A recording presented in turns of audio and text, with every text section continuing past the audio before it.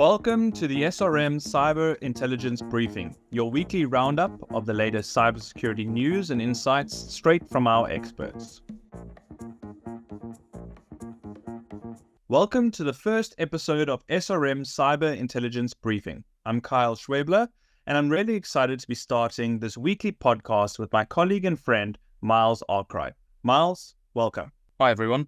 Also, really glad to be here. From next week, I'll also be joined by one of SRM's lead analysts, James Teitler, but he's currently in Prague attending the annual European SANS Summit.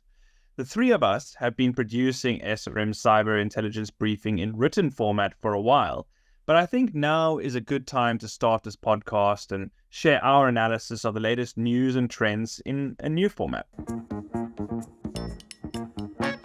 Well, there have been several interesting stories this past week. The company behind MOVEit has disclosed new vulnerabilities affecting another file transfer product. A critical zero-day vulnerability has been discovered in the widely used EXIM mail transfer agent. The British royal family may have been targeted by Russian hackers. A ransomware attack has caused a major logistics firm to enter into administration. And finally, looking at cybercriminals, a Nigerian man has pled guilty to conducting a multinational business email compromise scheme, and two ransomware groups are fighting over the same victim. Well, Miles, I think there are two really big stories this week. The first relating to a new vulnerability disclosed by Progress Software, the company that makes the now infamous MOVEit product. And the other relates to a vulnerability in the EXIM mail transfer agent.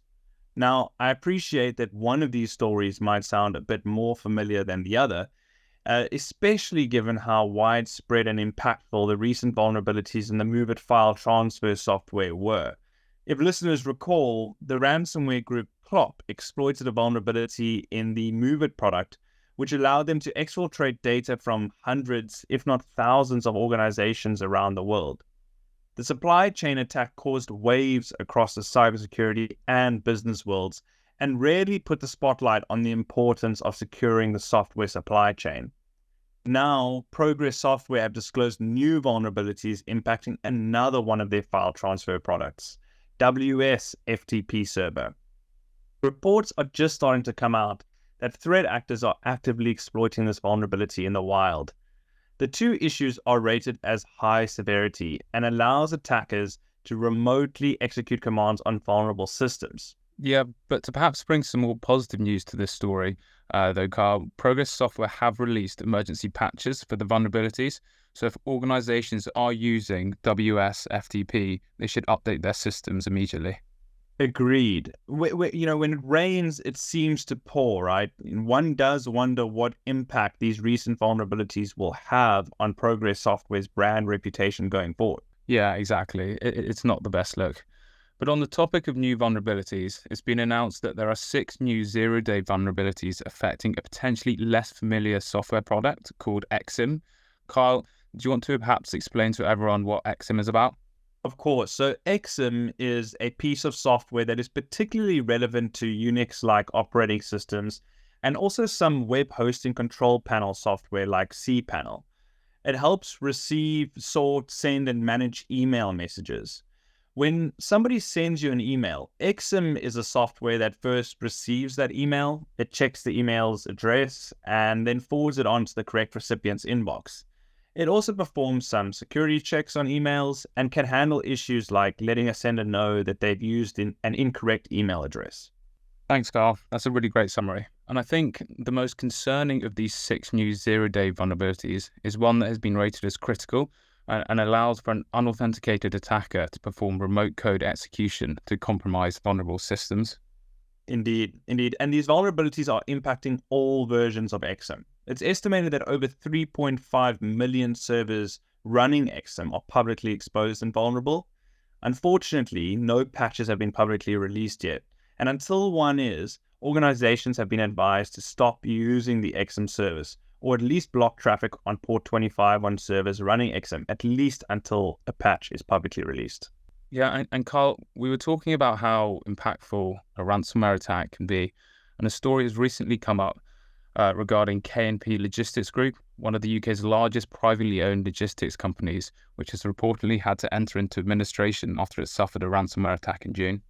So unfortunate, so unfortunate. Suffering a debilitating cyber attack like ransomware is a really difficult way for an organization to learn to appreciate the value of proactively investing in cyber resilience.